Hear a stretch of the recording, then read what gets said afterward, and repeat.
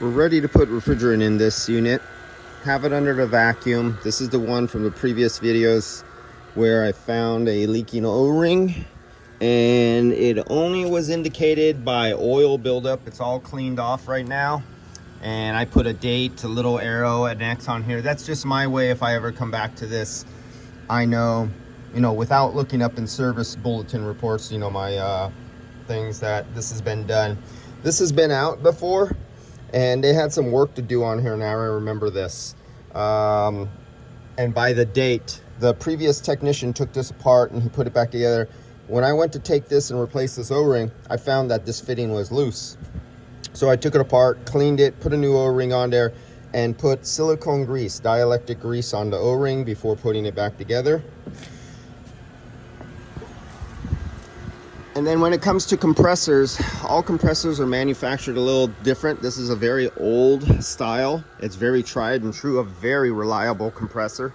I would almost say it's impossible to break them, but guys manage to break them by overcharging them, undercharging them, contaminating the systems with air and moisture, what might clog up an expansion valve and restrict the oil return and cooling return. It'll burn up a compressor.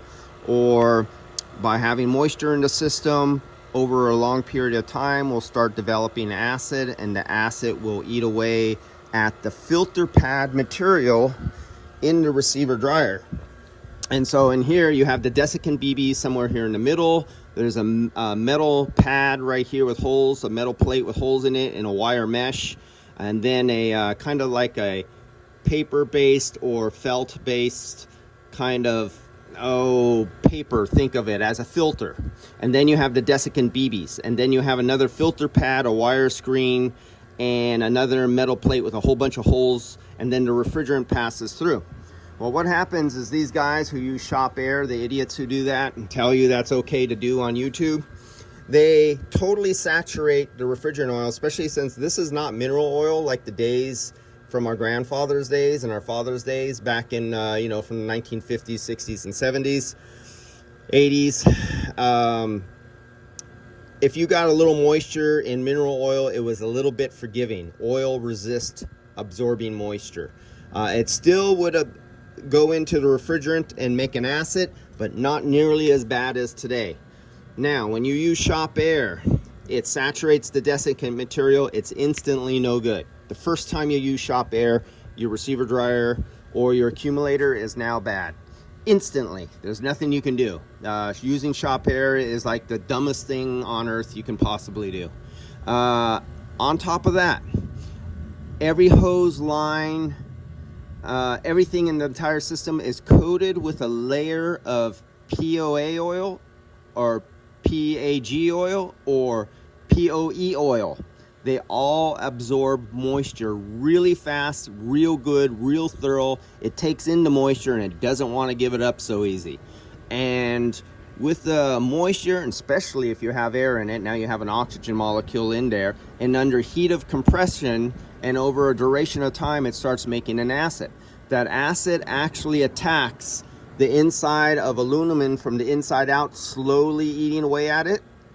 It attacks welds. These are all welded. Everywhere there's a weld and welds on anything, the acid goes and attacks at the insides of the welds, eating their way back out. The acid also breaks down and eats at the refrigerant oil, breaking down the lubricating properties of the refrigerant oil. And that is what the idiots do when they use shop compressed air on a vehicle. It doesn't happen overnight. It doesn't happen in days or weeks. It's going over many months or even years. And most, Billy Bob butt cracks will go, oh, that's not my problem. I don't care if it breaks down there. That's just guaranteed revenue. We just screw the customer over and sell them more parts. That is the outlook with some individuals in our trade, unfortunately. And so that acid eats up that pad. And when it eats up that pad, now the little desiccant BBs can get looser and vibrate and go in and fall through the hole, come out in the bottom of your receiver dryer. They could tumble around with the velocity of the refrigerant that's constantly in there and the vibration, and the BBs will break up into a fine sand or a mud, and they'll work their way down the liquid line and go and plug up the expansion valve and then burn up the compressor. So usually compressors don't burn up, they're murdered. They're murdered by the technicians who work on them, or a customer who doesn't service the vehicle periodically and make sure it doesn't run down low on refrigerant. Now on these, in extreme duty off-road, the dust and the clutch usually eats up clutches, and clutches go out, wear out the bearings.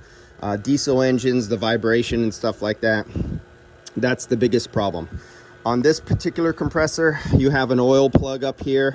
There's literally a couple ounces of oil in here. Every compressor and manufacturer is different. You look up the specifications, you don't go, oh, all these are 4 ounces, all these are 6 ounces, all these are 3 ounces.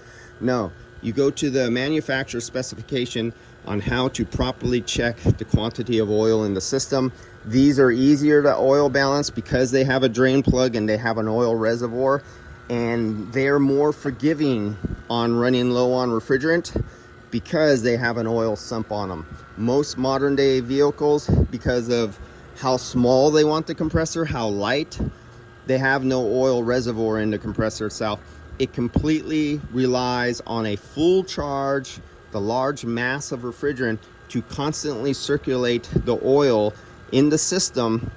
Even though oil is not wanted, it is there to come all the way back and lubricate the cylinders on the compressors, and the cold refrigerant from being a full charge to cool the compressor.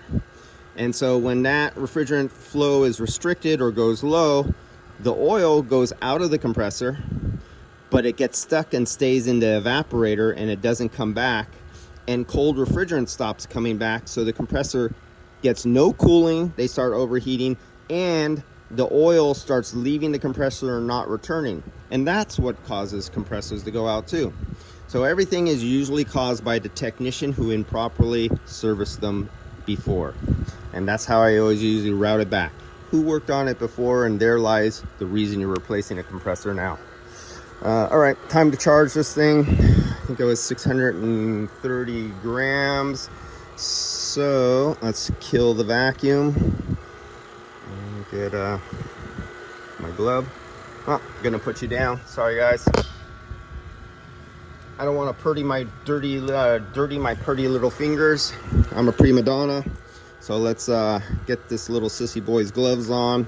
He doesn't want to get dirt under his fingernails. Low side closed, vacuum closed. We're in a vacuum. Let's zero out our refrigerant. I already tested it and put it up here and made sure the scale is reading. Let's open up our refrigerant port. There we go, we're open, and we want 630 grams. And as you noticed, the refrigerant is going in. It was under a nice deep vacuum down to say 800 microns or so. It's a cool morning. It's, I think, 63 degrees outside. And as I'm talking, you've seen the refrigerant going in. You're noticing I'm not starting the car and trying to suck the refrigerant out into the system. Vehicle. And all the refrigerant's going in, and I'm just metering it off right there. There we go. We're going to stop right there. And I'm done. And did that take 30 seconds? All vehicles can be charged within 30 seconds and without starting the vehicle. And if you have an instructor, or you go to a webinar or seminar, or you're reading some old reprinted material from the ancient history that doesn't know this, and somebody tells you you have to start the vehicle and suck it in, you are definitely talking with somebody who doesn't know what they're doing. They don't understand the gas laws, and they just need a little slap in the face and point them to the pages and read about the gas laws, and they'll be able to do this too. It is bonehead easy. An IQ of 2 can figure this out. It's super easy. No reason to start the vehicle. There's no reason to be pumping down directly in front of a compressor, and especially if it was a compressor that doesn't have a lubricant reservoir, like I've seen in some instructional videos where guys are putting liquid refrigerant and they fill up the system on the low side with liquid refrigerant. That means a straight slug of liquid is going into the compressor, and your reed valves sometimes they won't break, but sometimes they'll get bent, distorted, and they'll no longer have a tight gasket seal. That lowers your compression ratio, lowering the efficiency of your compressor, but it still works, but you just did some damage to it. And at the same time, refrigerant is a excellent solvent. It totally wipes off all the lubricant on the cylinder walls and everything like that. So when you start up and you run and they're pumping down refrigerant into there, they're constantly wiping off all the lubricant from the cylinder walls and running it metal to metal while they're charging up. They score the cylinders, they score the piston rings. It still works, but at a lower compression, and now they have rough surfaces that over a period of hundreds of hours of operation time will slowly keep wearing worse and worse. Once you start the wear pattern, it keeps on going. It doesn't fix itself. All right, guys, that's enough for now. I'm gonna start this thing up, and let me put this phone down.